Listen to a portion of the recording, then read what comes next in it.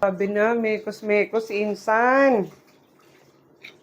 Ang sarap. Hello, welcome to my channel. Today's episode, tuturuan ko naman kayo gumawa ng burnt bast cheesecake. Iibahin naman natin ang version natin. Kasi karamihan na sa burnt bast cheesecake, halos pare-parehas na, nag-iiba-iba na lang po sa mga size. Etong gagawin natin, perfect combination po ito. Kaya bago tayo magsimula, mag-subscribe na po kayo at mag-hit ng bell button para updated po kayo sa aming mga recipe video. Simulan na natin. Gagamit po tayo ng 8 inches na cheesecake pan or spring form pan. Lagyan lang po natin ng ginusumot na parchment paper or wax paper. Then, set aside po natin. Para ma-achieve po natin ang smooth and creamy texture na reputasyon talaga ng cheesecake, mahalaga po ang paggamit natin ng tamang temperature ng mga ingredients. Kasi pagka malamig po, magkokos po ito ng pagka-crack or butas-butas ng cheesecake. Magiging dense din po. O kaya may mga lumps, hindi natin ma-achieve yung gusto nating texture. Ilalagyan ko ng cling wrap. Kasi bago ako magsimula, pine-prepare ko na po yung mga ingredients na gagamitin. Then, kini-cling wrap ko muna para hindi madumihan o hindi madut-dut ng bunso kong anak na mahilig tumikim ng mga ingredients. Yan.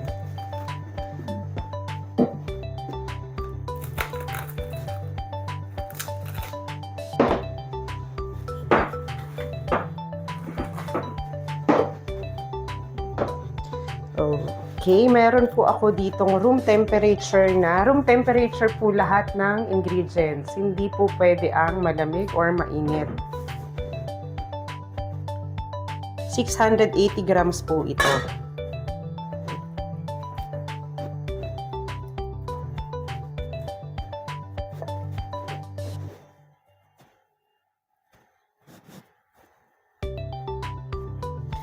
Napakamahal ng ingredients ng cheesecake pero napakasarap naman talaga. Isang katangi ang taglay ng cheesecake. Ito ang cake na habang tumatagal lalong sumasarap. Hindi ko sinasabi po na matagal yung expiry date niya. Pero kasi pagka na-ripen ng 2 days, grabe, ang sarap talaga lang. Top 1 ito sa marami akong favorite. Pero top 1 ang cheesecake sa buhay ko.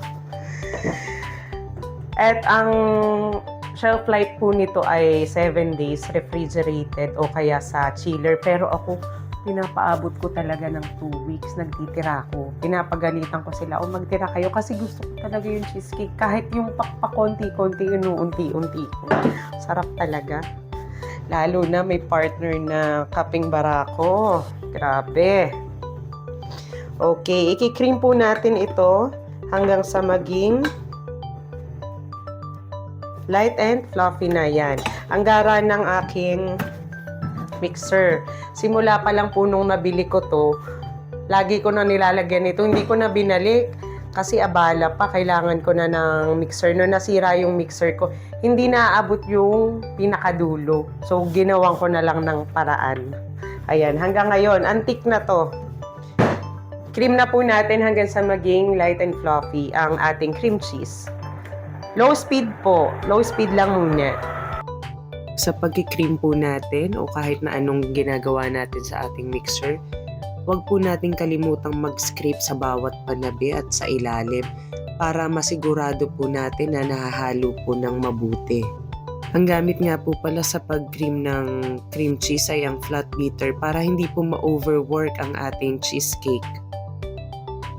Again, low to medium speed lang po ang gamit natin sa pag-cream ng cream cheese.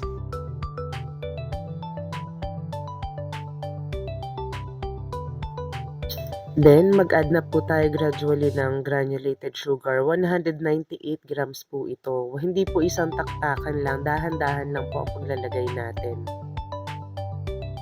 Scrape po ulit natin para masigurado natin na fully incorporated po ang ating ginagawa at bago natin ulit patakbuhin ang ating mixer.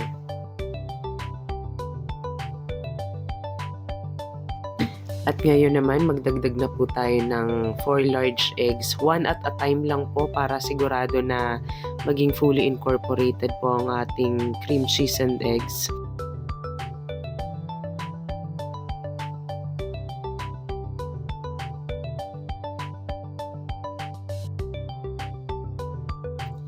And scrape ulit po ng ating bowl para mahalo po ang ilalim.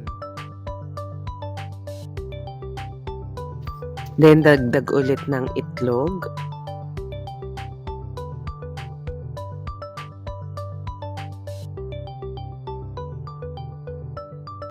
Continue beating lang po hanggang well combined na.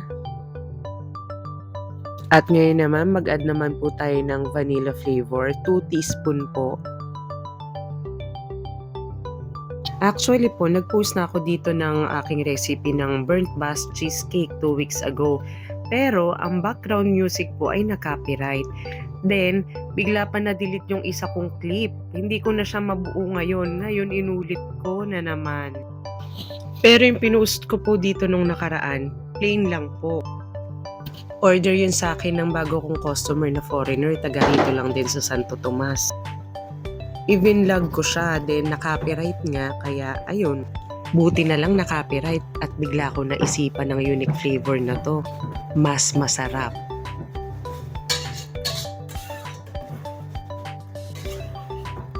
Padaanan lang natin ng konting wire whisk, konti lang para lang mabasag pa yung ibang buo-buong cheesecake. Pero walang problema yan. At kokonti naman po yung mga buo-buo natin, hindi yan makakasagabal. At ang asin. Dagdagan po natin ng 1/4 teaspoon ng iodized salt. At ang ating corn flour, 38 grams. Corn flour, polenta o cornmeal. Yan. Magbibigay ito ng napakagandang kulay sa ating cheesecake. Talagang masarap. Perfect combination ang corn and cheese. For me, syempre iba-iba naman po tayo. Pero talagang masarap to. Okay, at sa ating blender, set aside po muna natin. Mag-liquefy po tayo ng cream of corn, 100 grams. Para hindi ko nilalagay at baka masira yung reputasyon ng cheesecake natin na smooth and creamy. So, i-liquefy po natin.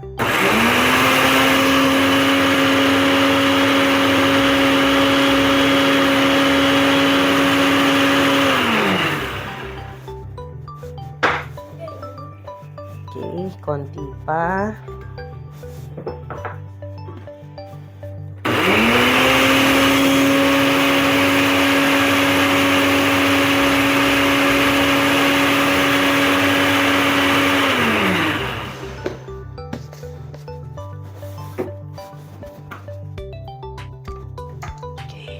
Bunutin ng saksak. Kapag ka rin po gumagamit ako ng mixer o kahit na anong equipment, hindi ko basta tinatanggal yung mga attachment at hinahawakan. Safety first po tayo. Bunutin po natin yung saksak. Lalo na kung mag-isa lang tayo at walang magbibigay ng tulong sa atin. Mamaya madat na lang tayo, kakabik natin, nangisay na pala tayo. Okay, ilagay po natin dito sa ating cream cheese.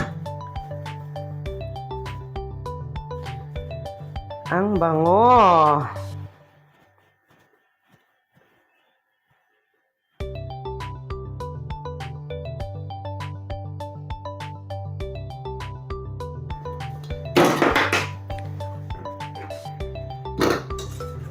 Okay, fold ng konti.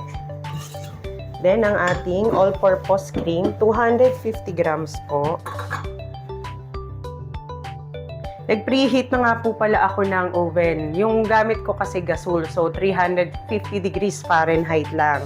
Kapag ang inyong oven ay teki, gawin nyo pong 400 to 450 degrees Fahrenheit. Ibebake ko po ito sa gasol sa 350 ng 1 hour o parang mga 1 hour and 15 minutes nag-extend ako. Kasi gusto ko brown na brown. Yung sa inyo po, bawasan nyo po yung oras kung teki ang inyong oven. At tingnan nyo na lang hanggang ma-achieve nyo yung gusto nyong pagkasunog ng cheesecake o gusto nyong kulay. Yan, kayo na po ang bahala. At ang mga ingredients po ay nasa description po ng video. Under po ng title, pindutin ang more. Then, pindot po ulit ang more. Maglalabasa na po ang ating ingredients at exact measurement. Okay na. Huwag po nating i-overwork kasi baka magbitak-bitak ang ating cheesecake. Walang problema sa mga konting buo-buo na yan. Huwag po tayo nagpapanik agad. Okay lang yan. Isali na po natin sa ating cheesecake pan.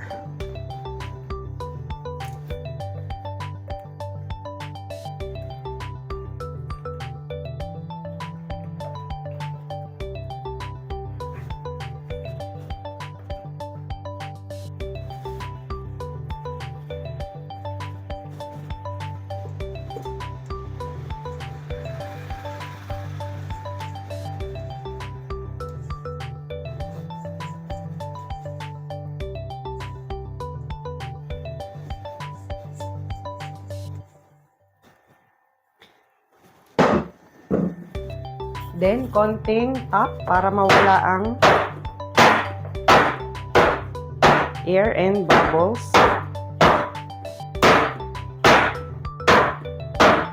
Okay.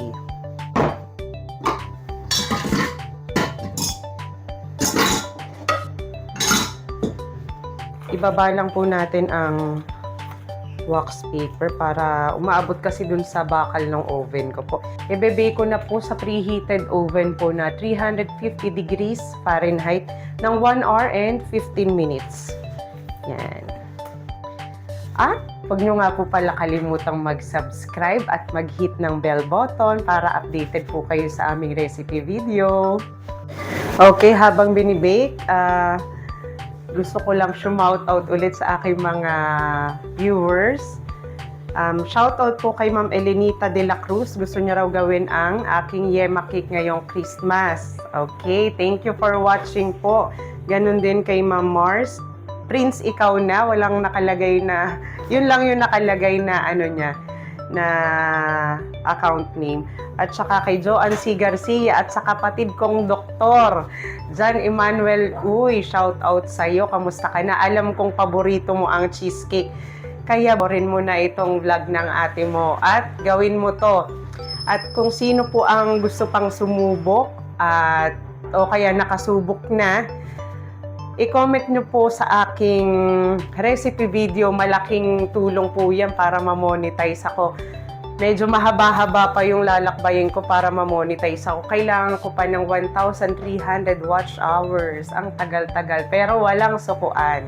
Yan. Then, once ma-monetize po ako, ang ipinangako kong mocha cake na walang pinagkaiba sa Goldilocks. Yes, wala talaga. Sabi po yun ng mga customer ko, sa kanila galing yan, ay aking ipapasaboy po sa mga bakers, sa lahat. Aking ibabahagi at nang mapakinabangan din po ng marami. Ayun lang po. Keep watching! Kung mapapansin nyo po, may nagka-crack po sa gilid ng ating cheesecake. Huwag po kayo magpanik. Normal lang po yan dahil sinusunog po natin ang ating cheesecake. Hindi po yan naabot sa ilalim ang crack dahil hindi naman po na-overwork ang ating cheesecake. Pag lumamig po ang ating cheesecake, mawawala rin po yung crack na yan. Lulubog po yan. Okay, ngayon na-achieve ko na po ang gusto kong kulay ng deep brown ng ating cheesecake. Buksan lang po natin ang door ng ating oven. Crack open lang po. At kailangan dahan-dahan lang ang pagpapalamig ng ating cheesecake. Hindi natin agad ilalabas sa oven natin kasi magko-collapse po ang ating cheesecake. Hihintayin po natin to ng dahan-dahan lumamig at least 1 hour po. After an hour po sa ating crack open na oven, ilagay ko na po sa cooling rack. At palalamigin pa po natin dito ng 3 to 4 hours bago po natin ilagay sa ating refrigerator or sa chiller. At doon po natin nahahayaan tuluyang mag-set siya. Overnight po. At dahil sa, nga pala, may chiller naman ako, mas mapapabilis po. Yan. Pero pagka... Nakalimutan ko yung sasabihin. Hindi ako nagpa-practice ng mga sasabihin ko. Okay, nasa na tayo sa ref at saka sa oven. Pero pagka may chiller naman, medyo mapapadali po yung paghihintay natin. Kasi mas mabilis mag-set kapag may chiller. Yan. At nga po pala, hindi po natin basta tatanggalin sa ating pan. Hindi kagaya ng mga ibang cake na pagkalabas natin, sige, Bera, tanggal agad. Ito po pagka tinanggal natin sa pan, babagsak po yan, magko-collapse po. Kasi hindi pa siya fully set. Kailangan fully set po muna bago tayo magtanggal sa pan. Okay, mahaba-haba pang oras yan. Huwag munang galawin, okay? Excited na naman ako at excited na naman ang anak ko. Favorite namin to ng anak kong bunso. After 4 hours sa cooling rack, ilalagay ko na po sa chiller at nang mag-set na ng todo-todo. Inabot na ako na maghapon. Kanina ko pa ito sinimulang umaga. Okay. Tanggalin na natin sa pan.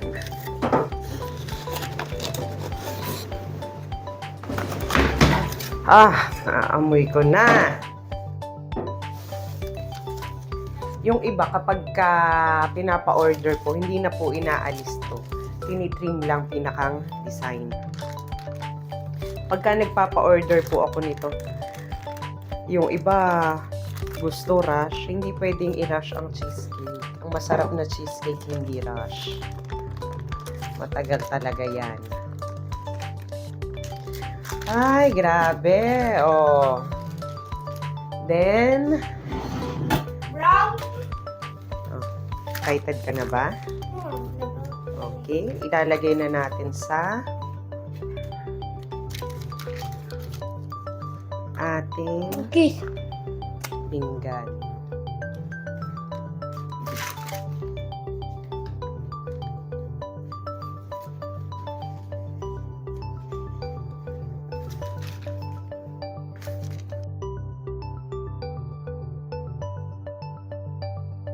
Look naman po how beautiful ang ating cheesecake. Maganda na, masarap pa. Okay, maraming beses na tikhiman. Yan.